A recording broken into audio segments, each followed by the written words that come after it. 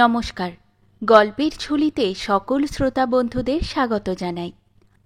আজ আপনাদের জন্য গল্পের ঝুলিতে রয়েছে রবীন্দ্রনাথ মৈত্রের লেখা পরের ছেলে। গল্পটি ভালো লাগলে একটা লাইক এবং কমেন্ট করে জানানোর অনুরোধ রইল। আর চ্যানেলে নতুন হয়ে থাকলে আরও গল্প শোনার জন্য চ্যানেলটি সাবস্ক্রাইব করতে কিন্তু ভুলবেন না। তাহলে চলুন শুনে নেওয়া যাক আজকের গল্প। বুড়া শম্ভু সরকার সগ্রাম ঝাউডাঙ্গাতে পাঠশালা খুলিয়া গত 40 বৎসর যাবৎ গুরুমহাশয়ের পদে অধিষ্ঠিত ছিলেন। এই দীর্ঘকালের মধ্যে শুধু পূজার কয়েকদিন ছাড়া আর কেহ তাহার পাঠশালার দুয়ার বন্ধ দেখে নাই। তাই সেদিন হঠাৎ পাঠশালার দরজায় তালা বন্ধ দেখিয়া পাড়ার লোক আশ্চর্য হইয়া গেল। সন্ধ্যায় দুই একজন প্রতিবেশী কৌতূহলী হইয়া সরকার মহাশয়ের সন্ধান লইতে আসিলেন। সরকার মহাশয় তখন বহুকালের পুরাতন ক্যাম্বিসের ব্যাগের মধ্যে তাহার 3খানি কাপড় ও 2টি মৃজাই পাঠ করিয়া গুছাইয়া তুলিতেছিলেন। প্রতিবেশীরা জিজ্ঞাসা করিলেন, এ কি সরকার মশাই?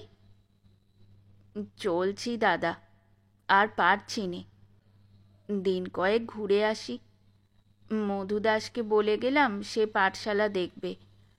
বাড়িঘর যেমন আছে থাকুক, আর কি হবে এসব। বলিয়া ব্যাগটি তুলিয়া তাহার ওজন পরীক্ষা করিলেন। তারপর নামাইয়া রাখিয়া কহিলেন, রতন বৃত্তি পেয়েছিল দাদা। বলিয়া একটা দীর্ঘ নিঃশ্বাসের সঙ্গে একখানি ভাঁজ করা কাগজ পার্শ্ববর্তী ভদ্রলোকের হাতে তুলিয়া দিলেন। তিনি সেখানিতে একবার চোখ বুলাইয়া কহিলেন, এখানি আবার রেখেছেন কেন? দেখে মিছিমিছি মন খারাপ করা। বৃদ্ধ তাড়াতাড়ি কাগজখানি লইয়া কহিলেন, না থাক। তারপর বলিলেন, বুড়োকে মনে রেখো ভাই সব, ফিরে আসলে আবার দেখা হবে। আর দেরি করব না। দুর্গা, শ্রীহরি, সিদ্ধিদাতা গণেশ। বলিয়া বেতের মোটা লাঠিটার মাথায় ব্যাগ ঝুলাইয়া লাঠি গাছ কাঁধে করিয়া কহিলেন, শুধু একটা কথা দাদা, আমি মধুকে বলে গেলাম, তোমরাও মনে করিয়ে দিও, ছেলেগুলোকে যেন মারধর না করে। কে কবে যাবে কে জানে, 2 দিনের জন্য আর কেন। দুর্গা, শ্রীহরি। শম্ভু সরকার বাহির হইয়া গেলেন। রামদত্ত কহিলেন, পুত্র শোকে রাজা দশরথ মরেছিলেন, শম্ভু সরকার তো ছাড়। আহা, রতন ছেলেটি বড় ভালো ছিল। শম্ভু সরকারের স্ত্রী রতনের জন্মের পরদিনই ইহলোক হইতে বিদায় লইয়াছিলেন। শম্ভু সরকার আর বিবাহ না করিয়া নিজেই রতনের মায়ের স্থান অধিকার করিলেন। ক্রমেই রতন বড় হইয়া পাঠশালায় ঢুকিল। এবার সে প্রাইমারি বৃত্তি পরীক্ষা দিয়াছিল, কিন্তু ফল বাহির হইবার মাসখানেক পূর্বেই একদিনের জ্বরে হঠাৎ সে মৃত্যুলোকে প্রস্থান করিল। অসীম ধৈর্যের সহিত শম্ভু সরকার এই আঘাত সহিয়া গেলেন। পাঠশালা রীতিমতো চলিতে লাগিল, কিন্তু যেদিন পরীক্ষার ফল ও সেই সঙ্গে পুত্রের বৃত্তি প্রাপ্তির সংবাদ বাহির হইল, সেদিন পুত্রশোক তাহাকে নূতন করিয়া বাজিল। ঘরে আর কোনো মতেই মন বসিতেছিল না। পাঠশালায় গিয়া যে স্থানটিতে রতন বসিত সেই দিকে দৃষ্টি পড়িত সকলের আগে, আর বুকের মধ্যে ধড়াস করিয়া উঠিত। কাজেই আজ শম্ভু সরকার 60 বৎসর বয়সে জীবনে প্রথম গ্রাম ছাড়িয়া বাহির হইলেন। মাস 5 মধ্যে তীর্থভ্রমণ শেষ হইল, সম্বলও ফুরাইয়া আসিল।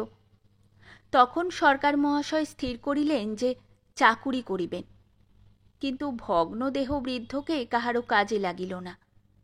অগত্যা পদব্রজে দেশে ফিরিবার সংকল্প করিয়া শম্ভু সরকার যাত্রা করিলেন। কান্তপুরে আসিয়া প্রথম দিন সন্ধ্যা হইল। বাবুদের অতিথিশালায় রাত্রি যাপন করিয়া প্রাতঃকালে যখন সরকার মহাশয় ইষ্টমন্ত্র জপিতেছিলেন, সেই সময়ে একটি ছোট ছেলে আসিয়া পরম কৌতূহলের সঙ্গে শম্ভু সরকারের দিকে চাহিয়া রহিল। তারপর হঠাৎ প্রশ্ন করিল, তুমি কে? ছেলেটিকে সরকার মহাশয়ের ভালো লাগিল। তিনি মন্ত্রজপ ছাড়িয়া তাহার হাত ধরিয়া কহিলেন, তুমি কে আগে বলো। সে বলিল, আমি রতন। রতন? শম্ভু সরকারের বুকের মধ্যে ধক করিয়া উঠিল। কিছুক্ষণ চুপ করিয়া থাকিয়া কহিলেন, তুমি কার ছেলে? বাবার ছেলে। রতন জবাব দিল।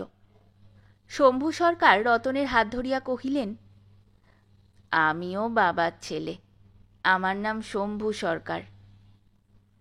রতন তাড়াতাড়ি কহিল, তুমি শম্ভু? বাবা যে তোমাকে ডাকছে, চলো। বলিয়াই শম্ভু সরকারের হাত ধরিয়া টানিল। সরকার মহাশয় বুঝিলেন যে শিশু ভুল করিয়াছে, তথাপি উঠিয়া কহিলেন, চলো যাই। তখনকার মতো তাহার মন্ত্রজপ বন্ধ রহিল। বড়বাবু ফরাসে বসিয়া তামাক টানিতেছিলেন। এমন সময় রতন শম্ভু সরকারের হাত ধরিয়া উপস্থিত হইয়া কহিল, তুমি যে ডাকছিলে, এনেছি। বড়বাবু হাসিয়া কহিলেন, কাকে এনেছিস রে? তুমি যে বললে শম্ভু সরকার। রতন কহিল, আপনার নামও বুঝি শম্ভু সরকার, তাই খোকা আপনাকে টেনে এনেছে। আমি আমাদের নায়েব শম্ভু সরকারকে খুঁজছিলাম। যা হোক, আপনি বসুন। শম্ভু সরকার আসন লইলেন। তারপর কথাবার্তায় শম্ভু সরকার তাহার জীবনের সমস্ত কাহিনী আদ্যোপান্ত বলিয়া গেলেন। শেষে কহিলেন, শেষ জীবনে যদি কোথাও আশ্রয় পাই, তাহলে দিন কটা একরকমে কাটিয়ে দিই। বড়বাবুর দয়া হইল। কহিলেন, এখানে থাকতে পারেন, আপত্তি নেই। খোকাকে একটু দেখবেন শুনবেন। 10 টাকা মাইনে, খোরাক পোশাক পোষাবে? শম্ভু সরকার উচ্ছ্বসিত হইয়া কহিয়া উঠিলেন, খুব খুব, পরম দয়াল আপনি, ইত্যাদি। প্রাতে ও সন্ধ্যায় ঘণ্টা 2 করিয়া পড়াইবার বাঁধার সময় ছিল, কিন্তু ছাত্র শিক্ষক কেহই এই নিয়মের ধার ধারিতেন না। দিনের 12 ঘণ্টার মধ্যে অর্ধেক সময় রতন শম্ভু সরকারের ঘরেই কাটাইত। অবশ্য পড়াশোনার কাজে নহে, সুদীর্ঘ জীবনকালের মধ্যে যত প্রকার অদ্ভুত পশুপক্ষীর সহিত শম্ভু সরকারের পরিচয় হইয়াছিল, তাহাদের সকলের কাহিনী সবিস্তারে তিনি তাহার এই শিশু ছাত্রটির নিকট বর্ণনা করিতেন। রতন খেলা ভুলিয়া পরম কৌতূহলের সহিত তাহা শুনিয়া যাইত। রতনের খেলার সাথীর সংখ্যাও কমিয়া আসিতেছিল। মাস্টার মহাশয়কে ছাড়িয়া অন্যত্র খেলিতে যাইতে তাহার মন সরিত না। অগত্যা সরকার মহাশয় নিজেই তাহার সহিত খেলিতে আরম্ভ করিয়া দিলেন। 7 এবং 6 এই উভয় সংখ্যার মধ্যে যে ব্যবধান আছে, সরকার মহাশয়ের আচরণে তাহার মনে করিবার কোনো উপায় রহিল না। তিনি কখনো ঘোড়া হইয়া তাহার শিশু ছাত্রটিকে পিঠে করিয়া ছুটিতেন, কখনো তাহার কাঠের গাড়িখানিতে দড়ি বাঁধিয়া কাছারি বাড়ির আঙিনায় অসংখ্য কৌতূহলী দৃষ্টিকে উপেক্ষা করিয়া পরম নির্বিকার চিত্তে টানিয়া লইয়া বেড়াইতেন। এইরূপে বৎসরখানেক কাটিয়া গেল। ইতিমধ্যে শম্ভু সরকার দেশে একখানি পত্র লিখিয়াছিলেন। পত্রের উত্তরে জানিলেন যে বাড়ির আঙিনায় জঙ্গল জমিয়াছে এবং বাহিরের পাঠশালা ঘরে জীর্ণ দশা। আগামী বর্ষায় যদি টিকিয়া যায়, তবে বহু ভাগ্য বলিতে হইবে। সংবাদ শুনিয়া তাহার কিছুমাত্র চাঞ্চল্য দেখা গেল না। তিনি তাহার শিশু ছাত্রটির অধ্যাপনায় পূর্বের মতোই মগ্ন হইয়া রহিলেন। রতন সময়ে বাড়ি আসে না, অধিকাংশ সময়ে মাস্টারের ঘরেই কাটাইয়া দেয়। ইহা কিন্তু রতনের মাতার একান্ত অপ্রীতিকর ছিল। একাধবার আপত্তির আভাস কর্তাকেও দিয়াছিলেন, কিন্তু কর্তা তাহার স্বাভাবিক ঔদাস্যবশত সে কথায় কর্ণপাত করেন নাই। এদিকে ছেলে পর হইয়া যাইতেছে এই আশঙ্কা মাতাকে ক্রমেই অধীর করিয়া তুলিতেছিল। সেদিন গৃহিণী সংকল্প করিয়াছিলেন যে কথাটির একেবারে শেষ মীমাংসা করিয়া ফেলিবেন। কর্তার আহার শেষ হইতেই তিনি কহিলেন, ছেলেকে তো মাস্টারের হাতে সঁপে দিয়ে নিশ্চিন্তি বসে আছো, পড়াশোনা করে কিনা তার খবরটা কি নিয়ে থাকো, না মাস মাইনে গুনে দিয়েই খালাস? কর্তা কহিলেন, মাস্টার ভালো, আমি বরাবর দেখছি। অনেক জিনিস পুরুষ লোক দেখিতে পায় না, কিন্তু স্ত্রী লোকের চোখে পড়ে। এ বিষয়ে একটি সংক্ষিপ্ত বক্তৃতা করিয়া গৃহিণী কহিলেন, আচ্ছা, একবার পরখ করেই দেখো না, ছেলে তো তোমারই। রতনের ডাক পড়িল এবং অনতিবিলম্বে পরীক্ষা আরম্ভ হইয়া গেল। রতন অনায়াসে ধারাপাত ও বোধোদয়ের আদ্যপান্ত আবৃত্তি করিয়া গেল। কর্তা সহাস্যে কহিলেন, দেখেছ, পুত্রের কৃতিত্বে মায়েরও যে আনন্দ না হইয়াছিল তাহা নহে, কিন্তু তখন উল্লাস প্রকাশ করাটা সমীচীন মনে করিলেন না এবং তখনকার মতো নীরব হইয়া গেলেন। সন্ধ্যায় গৃহিণী আবার কথা পাড়িলেন, কিন্তু অন্যভাবে। সেদিন রতনের সমবয়সী ও বাড়ির যদু ইংরাজি বলিতেছিল। রতন কিছু বুঝিতে না পারিয়া ফ্যালফ্যাল করিয়া তাহার দিকে চাহিয়াছিল। সে কথাটি কর্তাকে জানাইয়া গৃহিণী কহিলেন, দেখো, একটু ইংরেজি শেখা তো খোকার দরকার, বড় হলে সাহেব শুভর সঙ্গে কথা কইতে হবে তো। কর্তার কাছে কথাটি মূল্যবান মনে হইল। পাশ না দিক, বড় মানুষের ছেলের ইংরাজি না শিখিলে চলে না, এ ধারণা তাহারও ছিল। রতনকে জিজ্ঞাসা করিলেন, খোকা, তুমি ইংরেজি পড়ো না? রতন কহিল, না বাবা, মাস্টারমশাই তো পড়াননি। কর্তা কহিলেন না। গৃহিণী কহিলেন, মাস্টারমশাই না পারেন, তুমি খোকার ইংরেজি পড়াবার জন্য নতুন মাস্টার ঠিক করো, ছেলেকে আমার মূর্খ করে রাখতে পারবো না। রতন নীরবে মায়ের কথা শুনিল। তাহার পর মনে মনে ইংরাজি ভাষার মুণ্ডপাত করিতে করিতে চলিয়া গেল। পরদিন প্রাতে যখন রতন গতরাত্রির কাহিনী সবিস্তারে সরকার মহাশয়ের নিকট বর্ণনা শেষ করিল, শম্ভু সরকারের দুই চোখ জলে ভরিয়া উঠিয়াছে।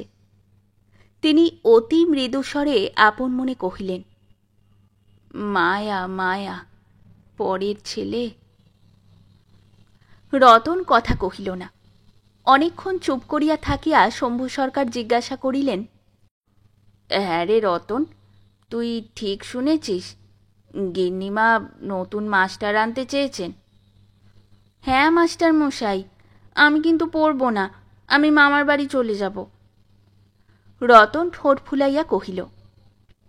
সরকার মহাশয় রতনের মাথায় হাত বুলাইয়া অনেক চেষ্টা করিয়া কহিলেন, পড়বি বই কি বাবা, তা নইলে কি বিদ্যে হয়? পরক্ষণেই আবার প্রশ্ন করিলেন, আচ্ছা, গিন্নিমা আর কি বললেন? আর বাংলা পড়তে হবে না? কথামালা, আখ্যান মঞ্জুরি এসব তো পড়াই হয়নি, তুই বললি নে কেন? আমি বলিনি মাস্টার মশাই।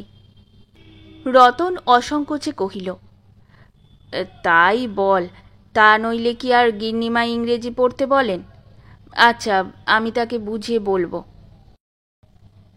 গিন্নিমাকে একটু বুঝাইয়া বলিলে তিনি বুঝিয়া যাইবেন, এই ভরসায় শম্ভু সরকার একটু স্বস্তি লাভ করিলেন।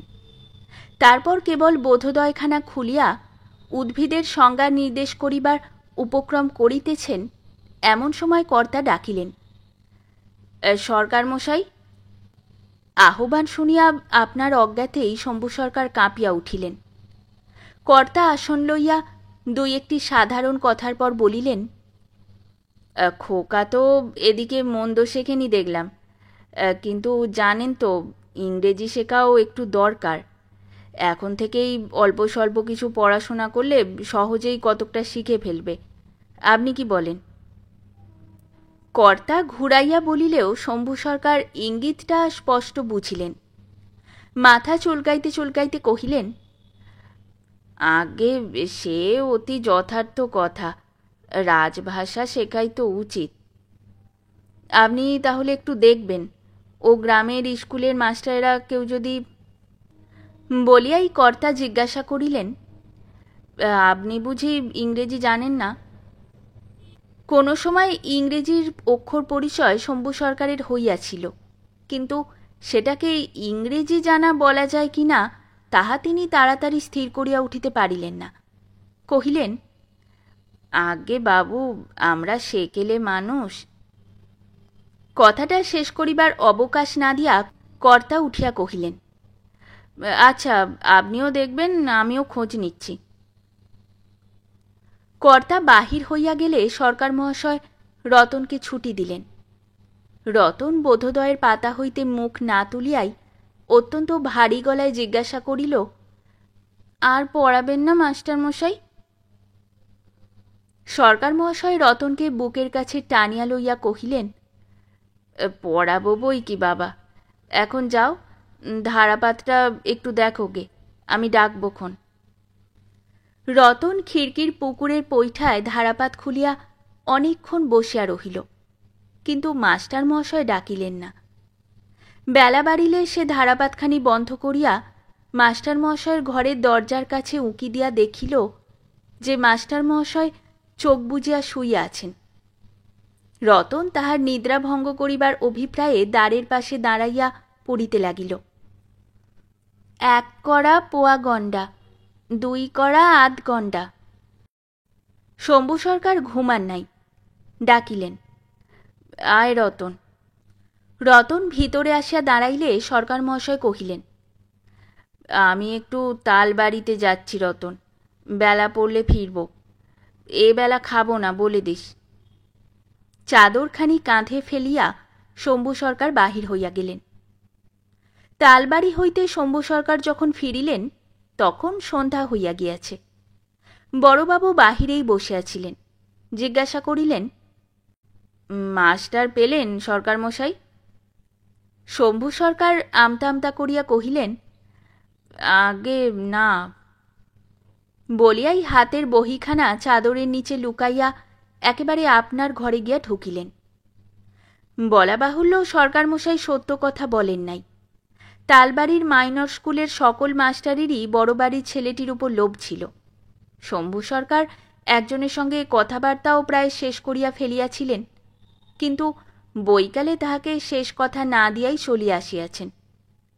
রতন অপরের কাছে পড়িবে ভাবিতেই তাহার মনে হইল যেন জগতের সহিত হৃদয়ের যে যোগসূত্রটি ছিল তাহা একেবারে ছিন্ন হইবার উপক্রম হইয়াছে। রাত্রি গভীর হইয়া আসিতেছে। তালবাড়ি হইতে যে ফার্স্ট বুকখানি কিনিয়া আনিয়াছিলেন, শম্ভু সরকার তাহা খুলিয়া নূতন করিয়া ইংরেজি শিখিতে বসিলেন। রাত্রি প্রায় শেষ হইয়া আসিল, তথাপি শম্ভু সরকারের ইংরেজি জ্ঞান কিছুমাত্র অগ্রসর হইল না। অক্ষরগুলি ক্রমাগতই ভুল হইতে লাগিল। বারবার তন্দ্রা আর ক্ষীণ স্মৃতিশক্তির সহিত যুদ্ধ করিয়া শম্ভু সরকার ক্লান্ত হইয়া একটি দীর্ঘ নিঃশ্বাসের সঙ্গে বই বন্ধ করিলেন এবং অনতিকাল মধ্যে পরিশ্রান্ত বৃদ্ধ গাঢ় নিদ্রায় অভিভূত হইয়া পড়িলেন। প্রভাতে রতন আসিয়া ফিরিয়া গিয়াছে। নিদ্রাভঙ্গের ভয়ে মাস্টার মশাইকে ডাকে নাই। বেলা যখন 10টা তখন হঠাৎ বড়বাবুর খাস মুন্সির ডাকে শম্ভু সরকার ধরফর করিয়া বিছানায় উঠিয়া বসিলেন। ওহ, বড্ড বেলা হয়েছে দেখছি যে। মুন্সি মহাশয় কহিলেন, আগে হ্যাঁ, বাবু অনেকক্ষণ থেকেই আপনাকে ডাকছেন। বাবু ডাকছেন? দুর্গা শ্রীহরি। শম্ভু সরকার তাড়াতাড়ি চোখ মুছিয়া বাহির হইলেন। কাছারি ঘরের বাহিরে চৌকিতে বাবু বসিয়া, তাহার সম্মুখে কেউ, তালবাড়ির বিনোদ মাস্টার। সরকার মহাশয়ের মুখখানি একেবারে পাংশু হইয়া গেল। বড়বাবু সরকার মহাশয়কে ডাকিয়া কহিলেন, আপনি একেই বুঝি কাল বলে এসেছিলেন, তা এর দ্বারাই চলবে। শম্ভু সরকার বিনোদ মাস্টারের দিকে একবার চাহিলেন। সে দৃষ্টিতে যে জ্বালা ছিল তাহাতেই সত্যযুগ হইলে বিনোদ মাস্টার ভস্ম হইয়া যাইতেন। বাবু সেদিকে লক্ষ্য না করিয়া কহিলেন, আপনি রতনের ইংরাজি একটা বই কিনে এনে দিন আজি, বুঝলেন? শম্ভু সরকার মাথা নোয়াইয়া যে আজ্ঞে বলিয়াই সোজা নিজের ঘরের দিকে চলিয়া গেলেন।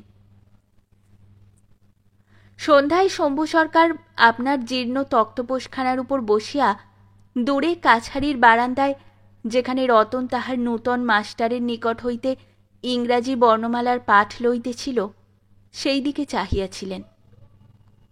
রতন বারবার মুখ তুলিয়া সরকার মহাশয়ের ঘরের দিকে চাহিতেছিল, আর সরকার মহাশয়ের চক্ষু আর্দ্র হইয়া উঠিতেছিল।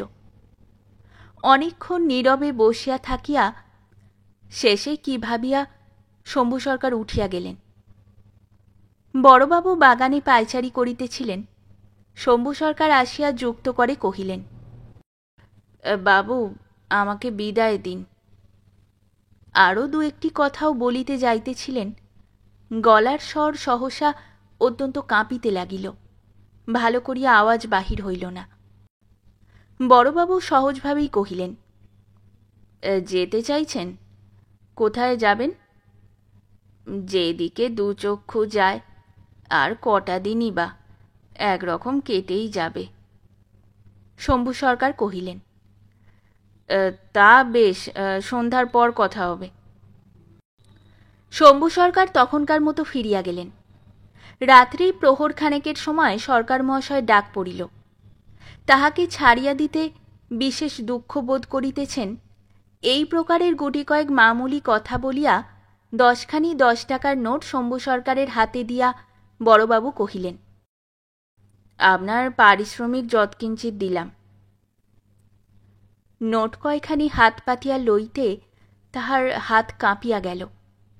কোনো ক্রমে আত্মসম্বরণ করিয়া নোট কয়খানি ছেঁড়া জামার পকেটে ফেলিয়া শম্ভু সরকার বাবুকে প্রণাম করিয়া কহিলেন, কাল ভোরেই বেরোব, একবার রতনকে দেখে যাব। বড়বাবু কহিলেন, সে তো ঘুমিয়ে পড়েছে এতক্ষণ বুঝি। সরকার মহাশয় তাড়াতাড়ি কহিলেন, ঘুমোচ্ছে? আহা, তবে থাক, সারাদিন তো বিশ্রাম নেই। রাত্রি প্রভাতের পূর্বেই শম্ভু সরকার তাহার সেই পুরাতন ব্যাগের হাতলে ছেঁড়া গামছা জড়াইয়া ছাতির ডগায় ঝুলাইয়া বাহির হইলেন। পথে উঠিয়া একবার পিছন ফিরিয়া দোতলায় রতনের রুদ্ধ বাতায়ন শয়নকক্ষের দিকে চাহিয়া দীর্ঘ নিঃশ্বাস ফেলিয়া কহিলেন, মায়া মায়া, পরের ছেলে। তাহার পরক্ষণেই দ্রুত বেগে চলিতে আরম্ভ করিলেন। অনির্দিষ্ট দীর্ঘ পথে আজ নূতন করিয়া শম্ভু সরকারের যাত্রা আরম্ভ হইল। মাসখানেক পর একদিন বড়বাবু সম্মুখে বসিয়া রতন বিনোদ মাস্টারের নিকট অধীত বিদ্যার পরীক্ষা দিতেছিল। সেই সময় পিয়ন রতনের এক পার্সেল আনিয়া উপস্থিত করিল। বড়বাবু কৌতূহলী হইয়া পার্সেল খুলিলেন। মধ্যে প্রায় 100 টাকা দামের একটি সোনার ঘড়ি আর এক টুকরো কাগজে লেখা, বাবা রতনের জন্য, প্রেরক শ্রী শম্ভুনাথ সরকার। কোনো ঠিকানা নাই। অনেকক্ষণ ঘড়িটির দিকে চাহিয়া থাকিয়া রতনের হাতে ঘড়িটি দিয়া বড়বাবু নীরবে বসিয়া রহিলেন। হঠাৎ তাহার চোখে ছবির মতো ভাসিয়া উঠিল একদিনের কথা। বুড়া শম্ভু সরকার বাহিরের আঙিনায় হামাগুড়ি দিয়া ঘোড়া হইয়া ছুটিতেছেন, আর রতন তাহার পিঠে সওয়ার হইয়া বসিয়া আছে।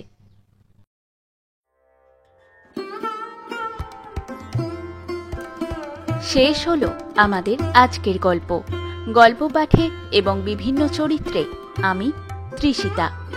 গল্পটি ভালো লাগলে লাইক এবং শেয়ার করে দেবেন, আর চ্যানেলে নতুন হয়ে থাকলে আরও গল্প শোনার জন্য চ্যানেলটি সাবস্ক্রাইব করতে কিন্তু ভুলবেন না। খুব তাড়াতাড়ি নতুন একটি গল্প নিয়ে ফিরে আসব। সকলে ভালো থাকুন, শুনতে থাকুন গল্পের ঝুলি।